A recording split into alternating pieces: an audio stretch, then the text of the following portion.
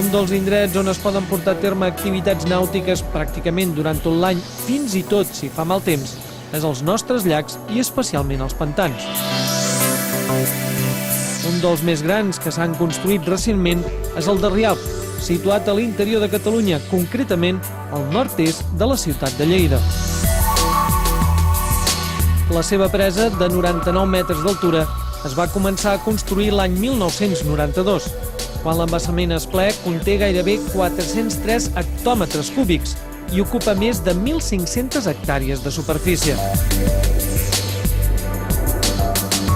A partir de 1999, l'embassament es va començar a omplir, inundant diversos pobles com Tiurana, que posteriorment es va reconstruir a l'entorn del santuari de la Mare de Déu de Solers, en una cota molt més alta i on hi traslladaren el cementiri i alguns elements arquitectònics com la façana de l'antiga parròquia. Amb les terres fèrtils de la baronia de Rialp desaparegudes sota les aigües, la gent ha buscat altres feines, com per exemple les activitats nàutiques. La Pica Segre Mitjà és una de les diverses empreses que tenen la base al pantà. Concretament porten l'alberg anomenat La Torre, on venen grups de persones, siguin amics, famílies o col·lectius, per fer-hi estada i tota mena d'activitats. D'altres coses el que fem són també jocs de geolocalització. És la progressió o l'evolució dels jocs de pistes que teníem abans. I l'evolució aquesta passa per utilitzar punts GPS i utilitzar totes les noves tecnologies que van sorgint al mercat. Que el mapa, el joc està descarregat, i l'objectiu és trobar el màxim punts possibles que trobareu aquí en l'iPad i el més ràpidament possible. Amb això tecnològic és molt xulo, però nosaltres avui fem alguna més tranquil, més relaxat, anem a donar una volteta així en piragua i això. Així que ràpidament ens desplacem fins al peu de les aigües del pantà de Rialp per iniciar la navegació amb dues canoes de 2 places cadascun. De fet, són 2 parelles que avui han decidit passar una estona per aquest bonic paratge. Doncs aquest embassament és un embassament que té 2 cues. Una cua és la que se'n va cap a Oliana, té aproximadament una longitud d'uns 14 quilòmetres, i l'altra cua, que és la de l'esquerra, que se'n aniria cap a la zona de la baronia de Rialp. Aquest pantà està fet bàsicament per un tema de regadiu, llavors el que sí que hi ha és normalment bastanta variació. Al principi de temporada el pantà el tenim ple i quan arriba a final de temporada, que s'ha començat el rec, el tenim una mica més baix, però últimament, degut a la climatologia de la nostra zona, doncs tenim el pantà bastant ple durant tot l'any. I així com a característica, el que sí que sabem és que el pantà té més o menys els mateixos quilòmetres de costa que la illa de Formentera.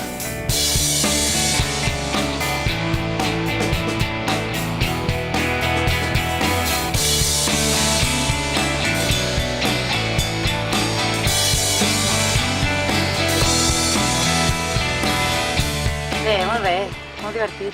Doncs perquè estàs aquí en moviment, escolta, et mulles, l'aigua està molt calenteta, tot plegat m'agrada.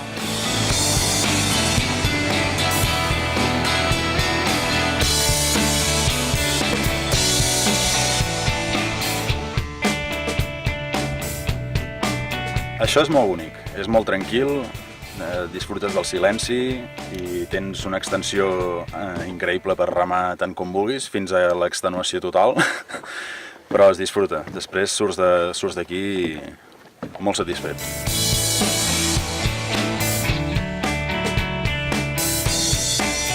Sens dubte t'obliga a polir les vostres diferències.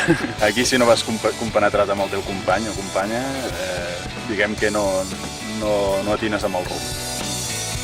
Segons l'experiència dels remadors i també de les ganes, es poden fer llargs recorreguts des de la presa fins a la cua del pantà, o bé, com el cas d'avui, una senzilla navegació per aquesta immensa vall inundada fa poc més d'una dècada.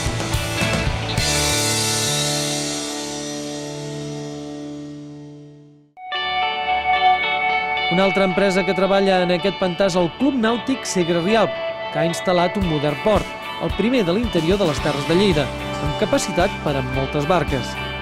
Tenim 20 piragües, 20 caiacs. N'hi ha 6 d'individuals i 14 de dobles.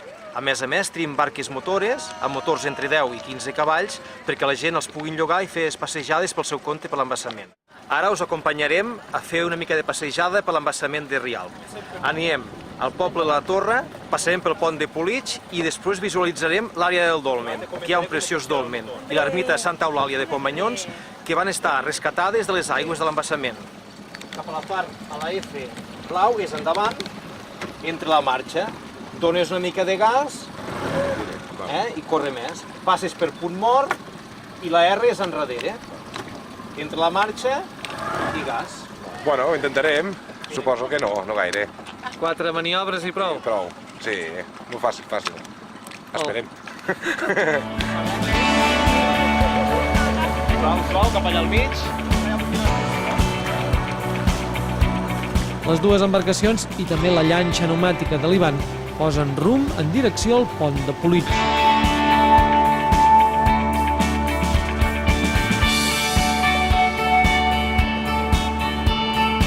En aquesta imatge podem veure el pantà i les poblacions de Ponts i Oliana. Nosaltres ens trobem en el braç d'aigua de l'esquerra, a punt d'arribar al pont. A la dreta de les embarcacions es pot veure el poble de la Torre.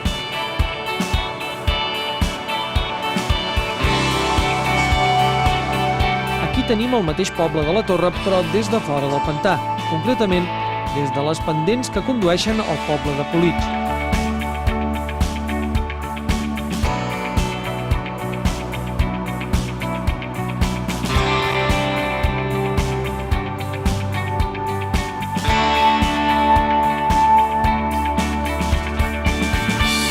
L'Ivan és un propietari agrícola i ramader de la zona, a qui la creació del pantà li va expropiar diverses terres. Vam començar amb una casa rural que es diu Mas Serra Llímpia i el mateix turisme, el mateix client ens demanava poder fer activitats a l'embassament, a l'aigua, i què millor que instal·lar un port d'interior amb aquest paratge tan encantador que tenim. Això d'aquí al darrere és el pont de Politx, per comunicar el poble, a conseqüència de l'embassament de Rialb. Passarem per sota, farem un tomet i gaudirem de la seva preciosa vista des de sota.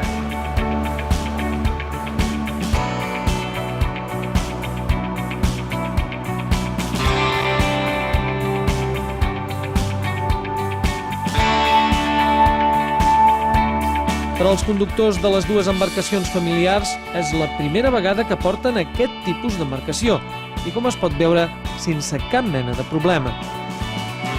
Hem vingut amb la família aquí dalt a Serra Llímpia i avui hem pensat que era un bon dia per baixar a fer una volta per l'embassament. Doncs molt xulo, ens ha agradat molt poder disfrutar de les barques i poder donar una volta més gran del que podries fer amb una canoa o amb algun altre tipus de cosa.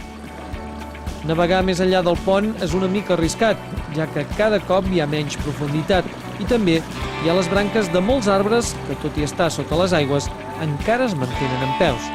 Així que és hora de tornar a creuar el pont en direcció al port.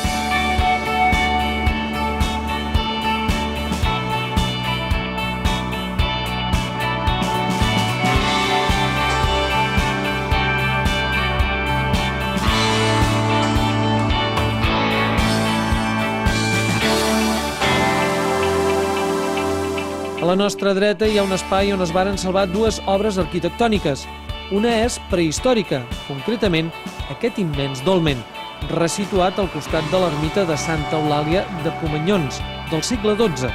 Totes dues estructures es varen salvar de la inundació al ser traslladades en aquesta àrea de pícnic oberta a tots els públics.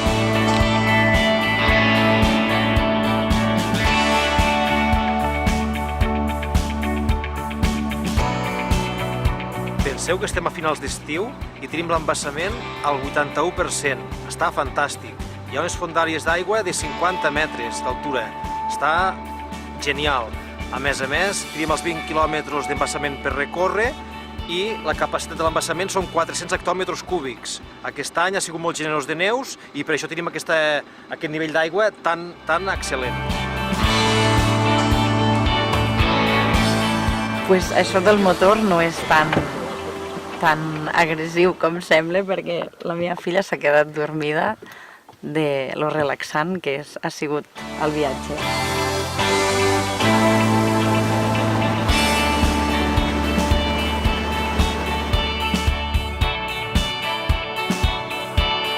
10 minuts més tard i tornem al port, on tothom desembarca a l'espera d'una altra jornada de navegació per aquest immens embassament que és el pantà de Rialb.